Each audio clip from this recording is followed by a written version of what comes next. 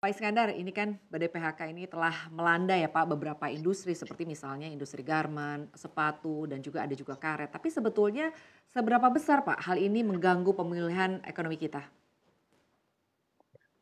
Baik Mbak Sinta. Jadi kalau kita lihat sebenarnya data BPS yang terbaru ya Mbak Sinta, yang dikeluarkan 4 hari yang lalu, itu justru secara makro keseluruhan itu terjadi penurunan pengangguran 0,68 juta eh, pada bulan Agustus ini dibandingkan dengan Agustus tahun lalu. Kan kita harus membandingkannya di bulan yang sama, Mbak ya, supaya jangan ada faktor musiman seperti misalkan pada saat musim tanam di pertanian kan itu pasti meningkat kan jumlah permintaan tenaga kerja.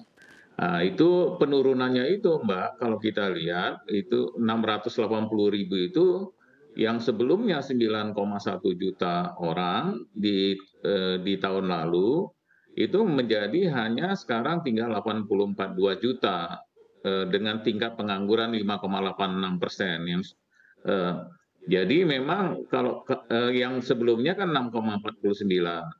Jadi kalau kita lihat penyerapan tenaga kerja justru yang semua sektor tuh meningkat, Mbak, kecuali pengadaan air yang berkurang 50.000. Sementara kalau kita lihat sektor pertanian itu mengalami peningkatan 1,57 juta, perdagangan 0,45 juta, industri pengolahan 0,47 juta, akomodasi dan makan minum karena baru kita buka ekonominya, banyak turis yang masuk ke Indonesia baik dalam negeri maupun luar negeri, itu terjadi peningkatan 0,43 juta.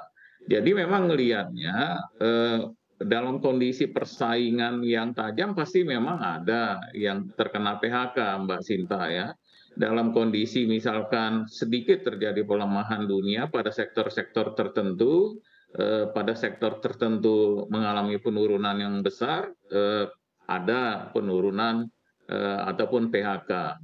Memang salah satu kalau saya lihat Mbak Sinta, sebenarnya kalau tenaga kerjanya justru meningkat ya, tapi memang ada fenomena sektor tertentu, misalkanlah untuk yang platform e-commerce ataupun yang terkait dengan media online ya.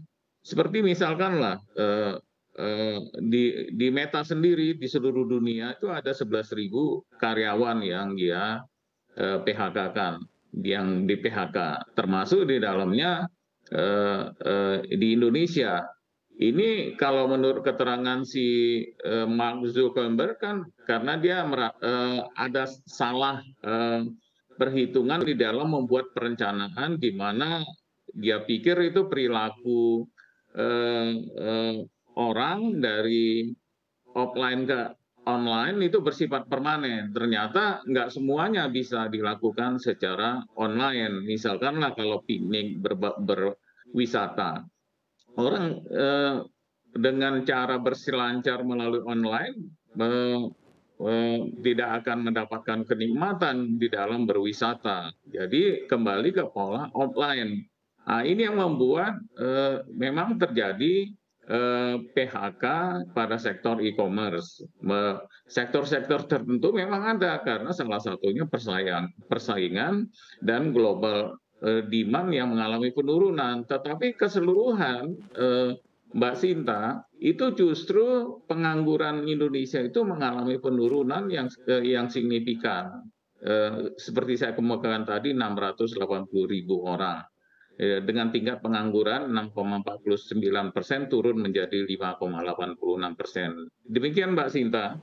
Baik, Pak Iskandar, artinya pengangguran ini justru mengalami penurunan jika di Indonesia dan juga penyerapan tenaga kerja masih tetap terjadi di beberapa sektor ya, Pak. Tapi khusus untuk Betul sekali. sektor-sektor, iya, tapi khusus untuk sektor-sektor yang memang terdampak oleh PHK, Pak, sebetulnya ini apakah memang sudah ada stimulus begitu, Pak? Artinya Bu Sri Mulyani pernah menyampaikan bahwa memang ada stimulus bagi sektor-sektor yang memang terdampak PHK ini, Pak.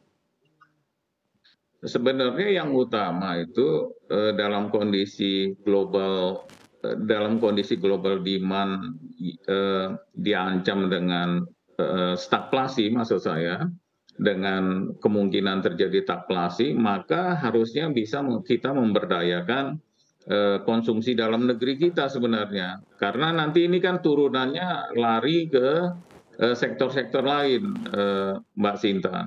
Jadi kebijakan yang dilakukan pemerintah saat ini adalah sudah tepat itu. Bagaimana caranya? Kelompok 40% terbawah itu diberikan bansos ketika pemerintah menaikkan harga minyak kemarin di bulan September.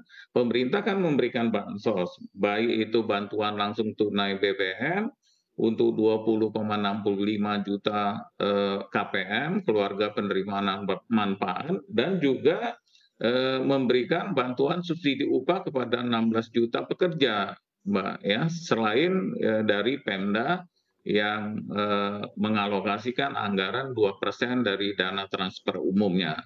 Kemudian yang berikutnya sebenarnya adalah dengan cara